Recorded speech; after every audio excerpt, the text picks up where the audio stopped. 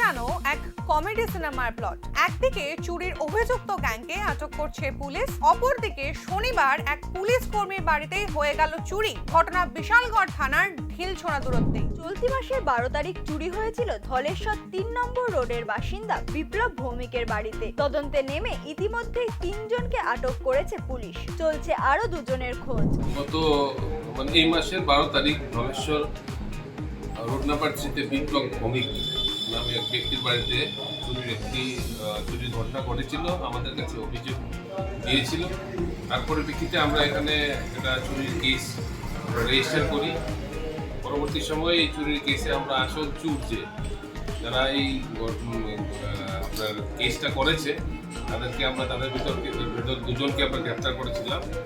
তাদের নাম ছিল জাহাঙ্গীর মিয়া এবং কৃষ্ণ। তো তাদেরকে ইন্টারোগেশন করার পর পরবর্তী সময় নাম আসে যে এটা তো চুরির গ্যাং। এর ভিতরে যে চুর আছে, একজন চুর বিক্রম, ওর নাম হচ্ছে বিক্রম দাস। বিক্রম দাসকে আমরা গ্রেপ্তার করি।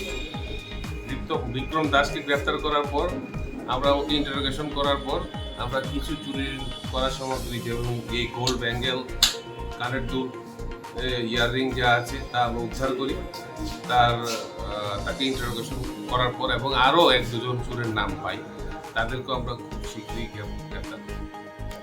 অন্যদিকে শনিবার চুরি হয় রাঙামাটি এলাকার কবির হোসেন নামের এক পুলিশ কর্মীর বাড়িতে। সকাল 10টা নাগাদ বাড়ির মহিলারা রান্নাঘরে ছিলেন। সেই সুযোগেই ঘর থেকে প্রায় 2.5 লক্ষ টাকার সোনার গয়না নিয়ে চম্পট দেয় চোর।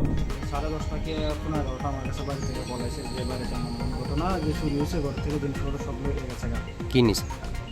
কে বা কাহারা নিয়ে গেছে? কি নিছে?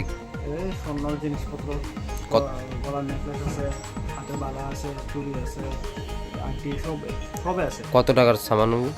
কত টাকা? আমার ওয়াইফের আর আমার মেয়ের জিনিসপত্র প্রায় 2.5 লক্ষ টাকার। একই রেশ বিশালগড়েও শনিবার মধ্যরাতে থানা থেকে ঢিলছোড়া দূরত্বে রাউতখলা এলাকায় চুরি হয় স্বপন সাহার বাড়িতে। অভিযোগ, গলিতে নেশার উপদ্রব বাড়ায় চুরি হয়েছে তার বাড়ি। শনিবারের মালিকের ট্যাক্স তাদের রোজ টাকা দিই, এই টাকা পুরো কোনো উদ্দেশ্য হয়েছে। এই টাকা এখান আয়াতে ডাইনিয়া মোবাইলটা আর কি নিয়েছে এখন আমরা লাগাই না, অত ফটো পছন্দ হয়ে গেছে।